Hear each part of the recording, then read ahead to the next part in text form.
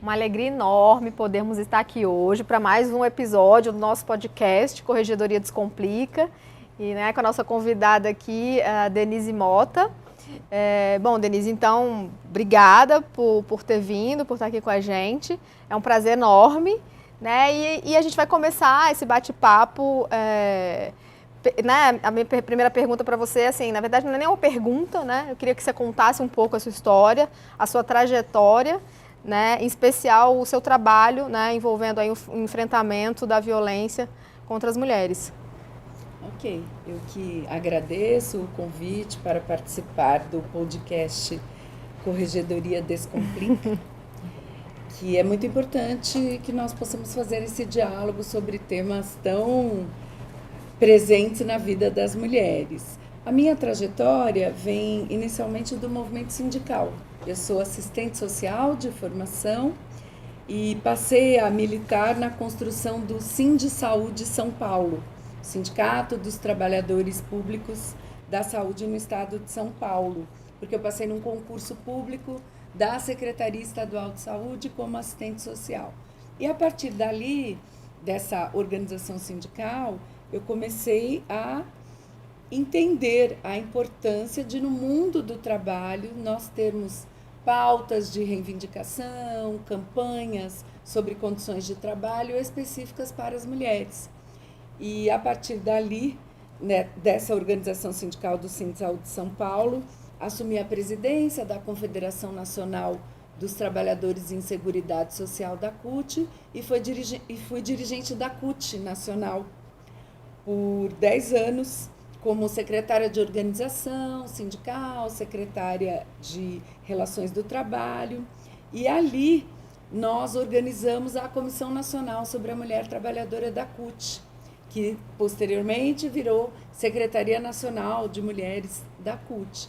Então, nessa construção de, no sindicalismo, nós lutarmos por melhores condições de trabalho para as mulheres, constatando que as condições de trabalho e de saúde afetam de forma diferente, psicologicamente e fisicamente, as mulheres do que os homens, é que eu passei a militar nessa área. Posteriormente, eu tive a minha primeira experiência como gestora pública no Ministério da Saúde. Fui diretora de gestão do trabalho em saúde, exatamente dialogar e negociar com trabalhadores da saúde. Na minha diretoria, a Diretoria de Gestão do Trabalho em Saúde, ficava a Mesa Nacional de Negociação do SUS, a mesa permanente, onde as entidades sindicais então vinham reivindicar. Você foi para o outro lado, você trocou de lado agora. Dialogar. E uma pauta muito presente era, obviamente, a pauta salarial, a pauta de formação profissional, mas a pauta de carreira profissional, mas a pauta de saúde do trabalhador sempre foi muito presente. E eu assumi posteriormente a Diretoria de Gestão do Trabalho em Saúde, como secretária municipal de políticas para as mulheres na cidade de São Paulo. Na gestão do prefeito Fernando Haddad, ele criou uma secretaria municipal de políticas para as mulheres, em diálogo com o movimento feminista, o movimento de mulheres, que reivindicavam uma secretaria específica de políticas públicas para as mulheres.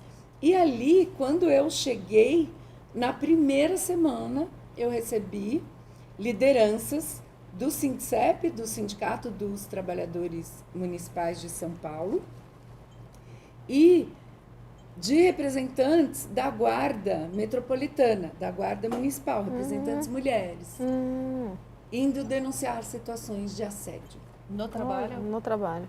Dentro da Guarda. É um espaço extremamente masculinizado, hierarquizado. Então, começou. E, posteriormente, várias outras situações nós passamos a receber a nossa coordenação de enfrentamento à violência contra mulheres da Secretaria, passou a receber essas denúncias. E, então, nós, em parceria com a Secretaria de Negócios Jurídicos, criamos o prefeito Fernando Haddad enviou à Câmara um projeto de lei de enfrentamento ao assédio na administração pública, que foi aprovado e criou uma série de mecanismos, inclusive possibilidade de denúncia anônima, online, mecanismos de apuração, de denúncias de assédio. Foi uma legislação muito importante que nós conquistamos na época e que até hoje, de assédio na administração pública. Entendi. E que o foco até é na hoje administração. é utilizada. É uma lei paulista. É uma lei paulista. E esse assédio, ele abrange assédio É sexual? uma lei paulistana. Uma lei paulistana. Ele abrange assédio sexual, moral e institucional ou era... Sim, assédio sexual, moral e institucional na administração pública. E contra as mulheres. Contra as mulheres. Interessante. Então foi bem importante para nós. E posteriormente, quando acabou a gestão do prefeito Fernando Haddad, eu trabalhei 5 anos na Internacional de Serviços Públicos, que é um sindicato global que tem várias confederações nacionais, Condicef, Confetan, CNTSS, da área da saúde, da educação, da enfermagem, do nível municipal, estadual, federal, que reivindicavam muito políticas de combate ao assédio moral, ao assédio sexual no ambiente de trabalho. E com uma atuação muito forte, a ISP foi uma das protagonistas, não sozinha, junto com outros sindicatos globais, adentro da Organização Internacional do Trabalho, lá em 2009, dizer, precisa ter uma convenção na Organização Internacional do Trabalho que previna, coíba, apure o assédio no trabalho. Né? Que construa espaços de trabalho livres de violência. E aí nós começamos a construir a Convenção 90. Nossas representantes internacionais começaram a construir a convenção, que posteriormente veio a ser aprovada, acho que em 2019. Então foi toda uma construção, porque os empregadores não queriam, achavam um absurdo, achavam que não era um tema prioritário. Foi toda uma luta pela aprovação da Convenção 90. Né? O debate começou em 2009, foram 10 anos de discutir frase por frase, reuniões. E você participou de todo esse processo? Eu participei pelo Brasil. Nossas lideranças internacionais que tinham assento, porque a Internacional de Serviços Públicos tem assento no Conselho da Organização Internacional do Trabalho, que participavam diretamente. E fomos, então, nos mobilizando nos diversos países para ajudá-las a pressionar. E elas iam nos informando o patamar que a negociação estava, etc. Bacana. Então, quando a convenção foi aprovada, qual foi a luta? O Brasil tem que ratificar. Sim. Bom, existe a convenção. Era exatamente o que eu ia te Então, é toda essa...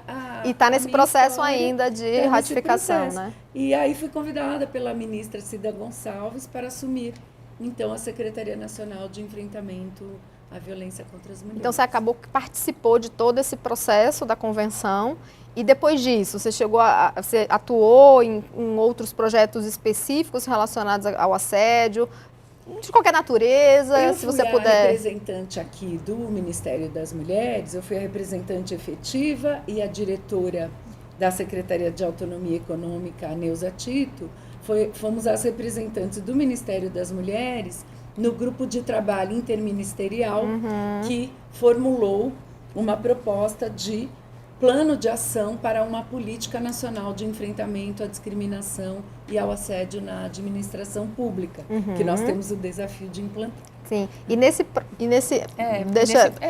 plano são 9 ministérios mais ou menos participando. Exatamente. Né? E o Ministério das Mulheres é um dos. É um dos. Ele é coordenado pelo Ministério da Gestão e Inovação. O grupo de trabalho interministerial foi coordenado pelo Ministério da Gestão e Inovação. E provavelmente devem ter ações específicas para cada ministério. Então, todos os órgãos que participaram, bom, foi um processo muito intenso. Nós ouvimos relatos de vários órgãos e de quais são as políticas desses órgãos, institutos, fundações, desde Caixa Econômica Federal, Petrobras, Banco do Brasil, algumas outras empresas estatais e ministérios, CGU, AGU, quais são as políticas de enfrentamento ao assédio. Entidades sindicais, ouvimos também diversas entidades sindicais, especialistas que não são de entidades, mas são estudiosas, especialistas do tema, para a elaboração do plano de ação. Nós passamos o ano passado tendo essas reuniões e agora em dezembro do ano passado o plano foi concluído e esse ano foi entregue, apresentado para a ministra da Gestão e Inovação, Esther Dweck. Para aprovação. Então, Para aprovação, para análise e aprovação. e essas ações são ações, como ela perguntou, né? São ações específicas de cada órgão ou são ações, vamos dizer assim, Gerais, né? gerais e que tocam em todos eles? E a senhora, não sei se pode falar sobre Posso isso. falar sim, estou até aqui eu trouxe o plano de ação, estou com ele aqui. O plano de ação, ele é baseado em 5 pontos. Prevenção, a formação, o acolhimento das vítimas, o tratamento, a governança e a responsabilização. Então, ele trabalha com essa questão da sensibilização. Qual a primeira missão de cada órgão e ministérios? E ministérios.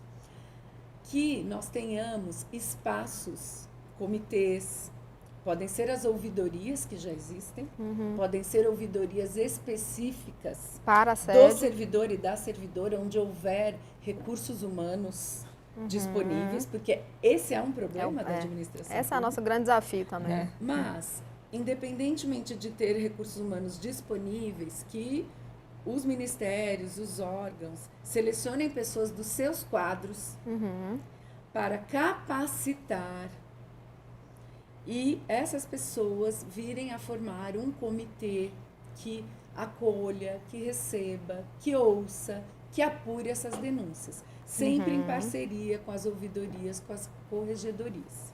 Né? Então, ele não trabalha isoladamente, mas é um espaço específico para esse tipo de acolhimento. E parte da ouvidoria. E num outro episódio desse podcast, né, de Leni, a gente estava falando exatamente sobre a questão de criar um ambiente, um núcleo, que a gente chamou de núcleo de acolhimento. E aí partindo do que que a gente já tinha conversado nesse episódio, agora aproveitando também essa questão do plano que engloba esse assunto, na sua opinião, né, em matéria de acolhimento das vítimas de assédio, quais seriam então os principais desafios? A gente sabe, você já tocou em um, que seria, no caso, o pessoal, né, os recursos humanos disponíveis para trabalhar isso. Exatamente. Mas, além disso, a formação, a equipe, né? Qual que é a sua opinião sobre isso? Formação, sensibilização, porque esse assunto não é um assunto valorizado como deveria. E a gente sabe que ele não gera somente sofrimentos psicológicos. Ele gera um adoecimento geral. E ele traz impacto na produtividade, nas condições de trabalho, na saúde mental dos trabalhadores e trabalhadoras. Então, é fundamental que essa equipe esteja extremamente capacitada e que tenha credibilidade. E ela vai ter credibilidade garantindo que a palavra da pessoa que denunciou, em primeiro lugar, será mantida em sigilo, porque muitas pessoas pedem sigilo. É um momento inicial, onde aquela pessoa não está procurando... É uma exposição, não decidiu ainda se ela vai abrir um processo jurídico, formal. E ela se expõe ali, né? E se expõe, ela quer acolhimento. Quer escuta, né? Querendo ou não. Uma pesquisa que foi feita contratada por esse grupo de trabalho interministerial, ela indicou que as pessoas não acreditam nos canais de denúncia. Não acreditam. Então, o número de denúncias, ele não é um número alto, porque as pessoas não acreditam nesses canais de denúncia. Isso foi algo também que os sindicatos trouxeram nas apresentações das dirigentes sindicais. Uma dificuldade muito grande de que aquele órgão, aquele espaço de denúncia é subordinado a determinado departamento ou diretoria que tem tal pessoa e essa pessoa não tem sensibilidade com o tema ou não é preparada, ou tem uma amizade com uma outra pessoa, ou essa pessoa denunciada está num cargo de comando superior ao da pessoa que irá tá ali, receber a denúncia. trabalhando. Então, uma insegurança muito grande no processo de denúncia. Então, o que precisa é garantir que esses canais de denúncia, de fato, funcionarão. É uma grande responsabilidade. E um grande desafio, né? E um grande Porque desafio. vai ter que ser um canal específico também, né? Por Porque quê? não dá para aproveitar o canal que nós já temos dentro da Exatamente. ouvidoria para outro tipo de denúncia. E a questão da formação é uma preocupação minha, particularmente. E a formação que eu digo, não a formação só relacionada ao assédio em si, mas todas as disciplinas e todas as matérias, vamos dizer assim, que estão ali, que envolvem o assunto. Por exemplo, um médico, um psiquiatra, Exatamente. um assistente social, Exatamente. né? E assim por Um diante. atendimento Multidisciplinar. Multidisciplinar. Que é um desafio enorme. Que é um né? desafio grande. Nós trabalhamos aqui no Ministério das Mulheres a implantação das Casas da Mulher Brasileira. E o grande desafio é esse, no mesmo espaço, nós conseguirmos ter Tribunal de Justiça, Defensoria Pública, Delegacia, Promotoria, Atendimento Social e Psicológico, né? Esse é um desafio grande. Mas esse atendimento multiprofissional, ele é mais rico e mais eficaz. Sem dúvida, sem dúvida. A Casa das Mulheres é um atendimento mais público externo, né? Das mulheres externas. Não tem uma previsão que seja acolhida as servidoras que sofrem esse tipo de assédio dentro da administração pública. Nós fizemos esse debate no grupo de trabalho. E nós lembramos que a rede está disponível para todas as mulheres. As que são servidoras e as que não são. Obviamente, muitas vezes uma servidora tem um plano de saúde e ela busca uma psicóloga, um atendimento nesse plano de saúde. Mas os serviços, tanto os centros de referência da mulher, como as casas da mulher brasileira, foram inclusive no plano, citados, né, no plano de ação, como serviços de referência. Porque muitas vezes um plano de saúde não acha que aquilo é um problema que demande um tratamento mais longo, não sabe exatamente as sequelas que gerou. O problema físico, as sequelas talvez. que puderam ser geradas naquela mulher e faz algo mais superficial. Né? Os planos de saúde, em geral, garantem 10 consultas terapêuticas. Então, para nós, é importante que elas saibam que esses serviços estão abertos para qualquer cidadã, independentemente do vínculo empregatício dela. Então, não é algo específico para servidoras, mas ele é aberto a todas as mulheres. É isso que eu ia perguntar. Então, não é específico, ou seja, não tem vamos dizer assim, se você puder explicar um pouquinho sobre a casa, como é que ela funciona, só para a gente entender, vamos dizer assim, o que engloba, quais são as atividades que são ali desenvolvidas dentro daquela casa e que poderão atender as pessoas. Porque quando você fala de assédio, assim, o que a gente acha, pelo menos me parece bastante desafiador, e aí eu queria sua opinião também, na questão de criar um órgão, vamos dizer assim, dentro do Poder Executivo Federal, que seja multidisciplinar e que consiga acolher não só, por exemplo, as servidoras do Ministério das Mulheres, ou só as servidoras da Agência Nacional, ou do Ministério X ou Y, mas que ele consiga acolher todas as servidoras, ou seja, que ele concentre esse trabalho, talvez. Não sei se é mais fácil ou mais difícil do que você disseminar isso em cada órgão.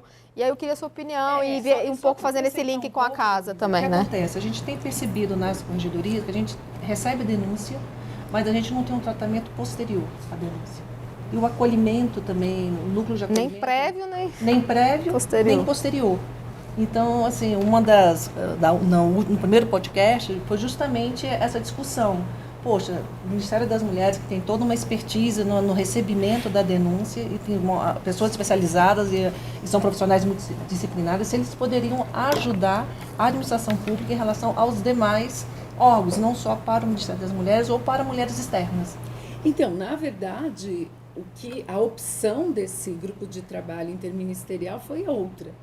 Foi essa opção de cada órgão ter o seu espaço, a sua ouvidoria, ou a ouvidoria do servidor, ou a ouvidoria geral ser ampliada e capacitar pessoas para acolher essas denúncias.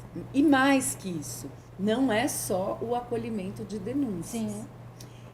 É as uma vítimas. política de prevenção, Prevenção. de mudança da cultura, de tornar o ambiente de trabalho mais seguro, Saudável. mais saudável, Mais saudável. mais harmônico. Então, Sim. tem essa ideia de, obviamente, se há assédio, se há discriminação na a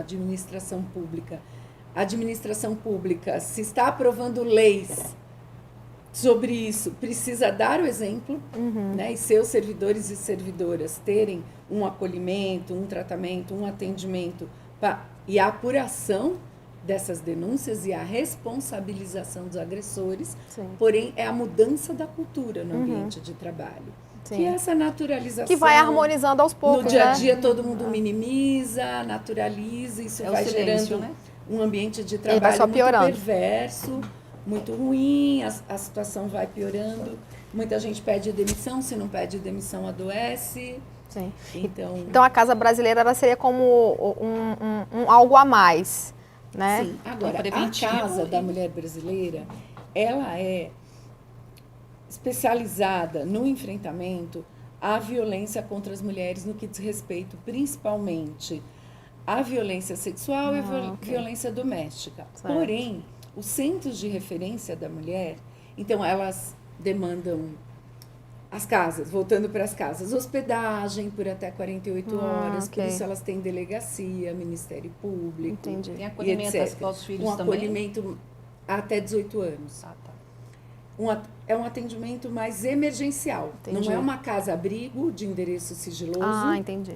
mas é um atendimento emergencial com este foco. Pode for. Os centros de referência da mulher, eles atendem mulheres em diversas situações. Muitos fazem, inclusive, um trabalho na área de profissionalização, de formação, e é por meio desse espaço de formação que elas veem, muitas vezes, condições de expressar a violência que sofrem. Entendi. Então, por exemplo, é possível uma mulher que sofreu um assédio no trabalho ir para um centro de referência da mulher e fazer um acompanhamento psicológico. Entendi. Não necessariamente vinculado a uma violência doméstica, mas sim ao mundo do trabalho, né? Porque nós estamos falando mais do mundo do trabalho, que é um mundo muito duro, né? Ainda mais com a precarização das relações de trabalho. Quanto mais vulnerável está o trabalhador ou a trabalhadora, mais difícil é reagir ao assédio.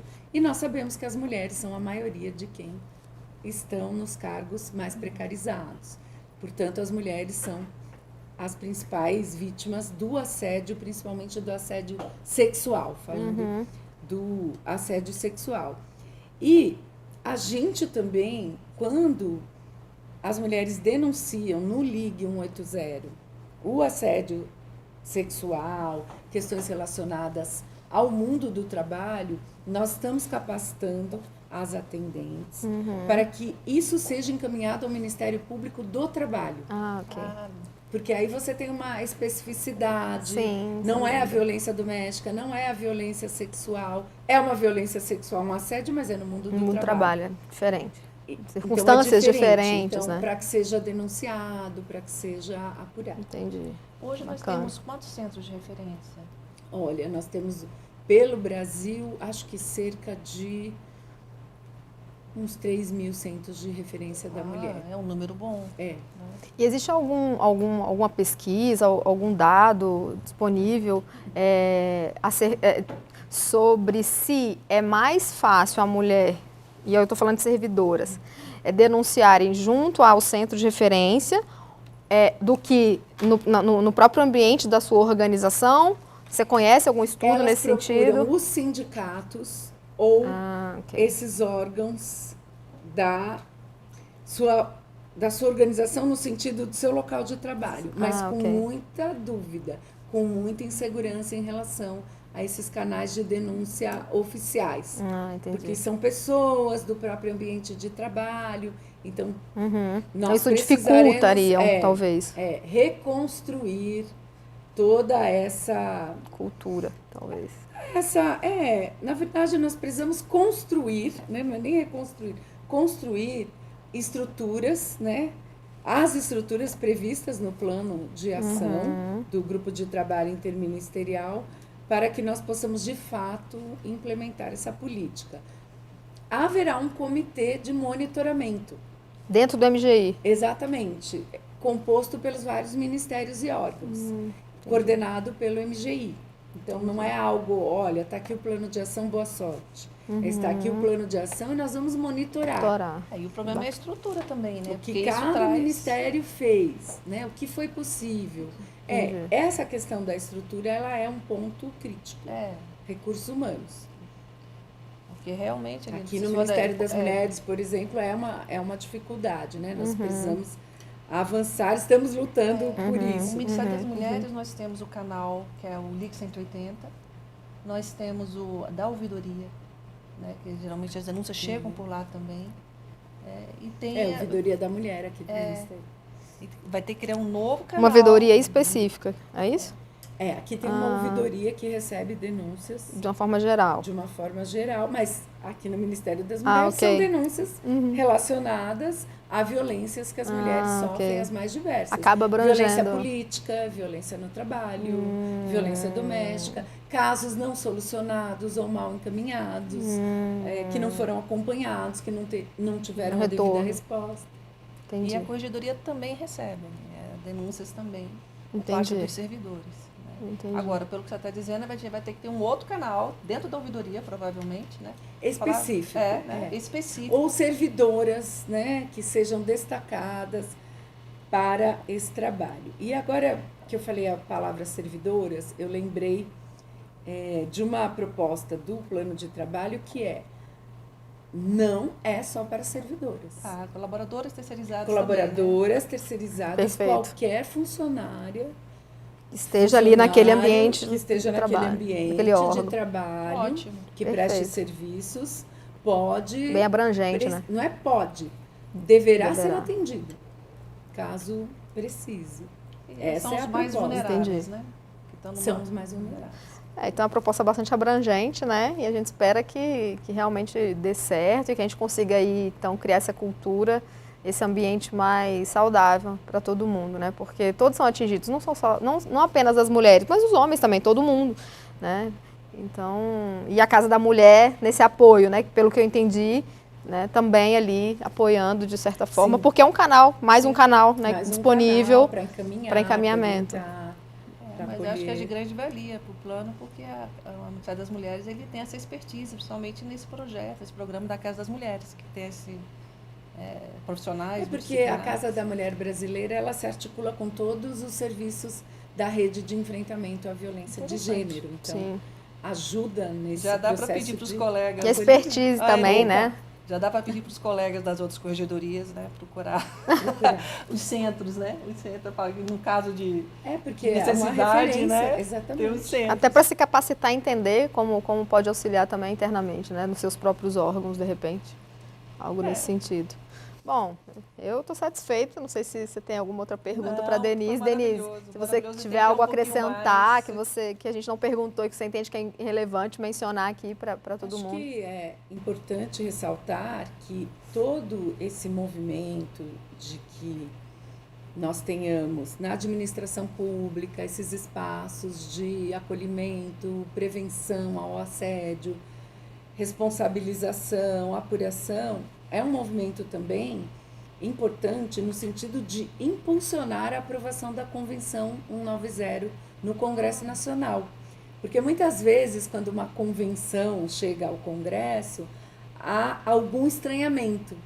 Nós passamos por isso na luta pela ratificação da Convenção 151 da Organização Internacional do Trabalho, que é o direito de negociação coletiva para servidores públicos, para as entidades, né, em diálogo com as entidades sindicais do setor, fazerem negociação coletiva. Havia toda uma cultura de que no setor público não é possível negociar, porque você vive de um orçamento público, então não é como no setor privado, não é possível ter negociação coletiva. Qual foi a forma que nós encontramos de demonstrar que isso era uma avaliação equivocada? Instalando mesas de negociação coletivas permanentes nos municípios, nos governos estaduais. Isso impulsionou a aprovação da Convenção 151 da OIT, agora em processo de regulamentação por este governo, encaminhada pelo presidente Lula ao Congresso Nacional para ratificação no seu segundo mandato, e agora em regulamentação.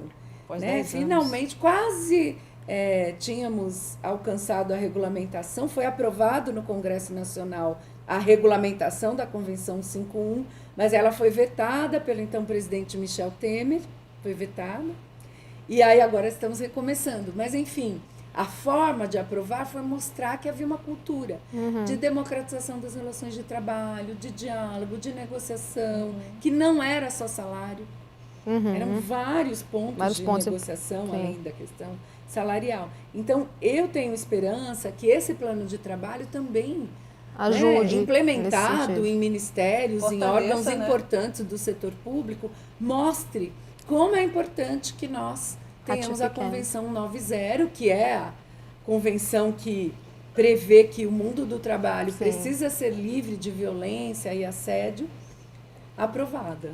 Né? Acho que é um movimento também que ajuda a impulsionar a aprovação da convenção. Interessante. Bom, então, obrigada pela sua entrevista, foi ótimo. Né? A gente espera que a convenção seja ratificada, a gente espera que os nossos ambientes aí de trabalho, enfim, fiquem livres realmente, sejam mais saudáveis e fiquem livres de situações de violência, porque isso se reflete no trabalho das corregedorias também, né? Porque plano, né? Apuração, porque a demanda que vem, né, não tratada nessa primeira fase inicial desses conflitos e dessas situações mais difíceis de acolhimento a essas vítimas, que talvez, né, a razão das nossas dificuldades enquanto administração pública nesse sentido, acaba gerando também um trabalho para as corregedorias e muitas vezes a gente não consegue, né, o resultado efetivo e parte da pessoa que está sofrendo. Exato, mesmo, parte da própria vítima e também daquele que está sendo, de repente está ali numa situação também de assediar e de praticar violência, muitas vezes sem nem entender e sem nem compreender o que está acontecendo, né? Que também tem esse outro lado. Então, é muito importante nessa atividade preventiva e a gente espera que o plano seja bastante efetivo. Obrigada mais uma vez. Agradeço o convite. Prazer enorme. Podcast Corregedoria Explica. Desejo que vocês tenham muito sucesso. É uma iniciativa importante de ir informando, formando, descomplicando a corregedoria. A corregedoria explica e descomplica. Explica e descomplica. Questões importantes para as condições de trabalho, para que o mundo do trabalho seja um mundo mais seguro, um ambiente mais saudável. Isso, principalmente para as mulheres. Né? A gente entende que a prevenção para as mulheres. A gente entende que a prevenção é fundamental, né? É isso. Tá bom. Obrigada. Obrigada a vocês.